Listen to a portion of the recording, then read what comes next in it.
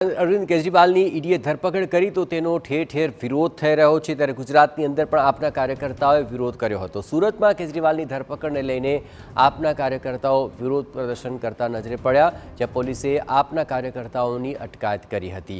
જોકે પહેલેથી જ ઠેર ઠેર કેજરીવાલની ધરપકડના વિરોધને લઈને આમ આદમી પાર્ટીએ જાહેરાત કરી હતી। ત્યાં સુરતના વરાછામાં આમ આદમી પાર્ટીના કાર્યકર્તાઓએ વિરોધ પ્રદર્શન શરૂ કર્યું હતું, જેમાં કાર્યકર્તાઓની ધરપકડ કરવામાં આવી રહી છે અને ક્યાંક અટકાયત કરવામાં આવી છે। સીએમ અરવિંદ કેજરીવાલની ધરપકડના વિરોધમાં કાર્યકર્તાઓ વિરોધ કરી રહ્યા છે, તો કાર્યકર્તાઓની અટકાયત કરવામાં આવી। વરાછામાં આપના કાર્યકર્તાઓ ધરણા પર ઉતરી આવ્યા હતા અને તેને કારણે રસ્તા વચાળે ટ્રાફિક જામના પણ દ્રશ્યો સર્જાયા હતા। જોકે તાત્કાલિક પોલીસ ત્યાં પહોંચી હતી અને આપના કાર્યકર્તાઓની અટકાયત કરી લીધી હતી।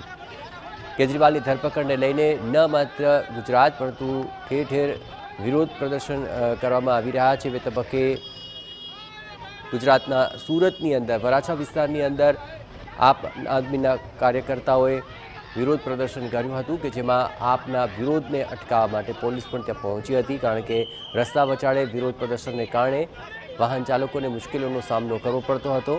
એ તબક્કે આમ આદમી પાર્ટીના કાર્યકર્તાઓના વિરોધને અટકાવવામાં આવ્યો અને કાર્યકર્તાઓની અટકાયત કરી લેવામાં આવી છે। કેજરીવાલની ધરપકડને લઈને સુરતમાં આમ આદમી પાર્ટીના કાર્યકર્તાઓ રસ્તા પર ઉતરી આવ્યા અને તેમની ધરપકડના વિરોધની અંદર ભારે સૂત્રોચ્ચાર પણ કર્યા હતા।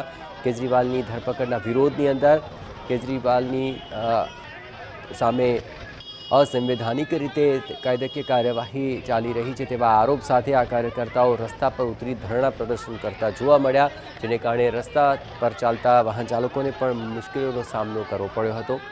પોલીસે ત્યાં પહોંચીને આમ આદમી પાર્ટીના કાર્યકર્તાઓની અટકાયત કરી હતી। પોલીસે આપના કાર્યકર્તાઓ અને તેની સાથે અન્ય જે લોકો જોડાયેલા હતા તમામની અટકાયત કરી છે।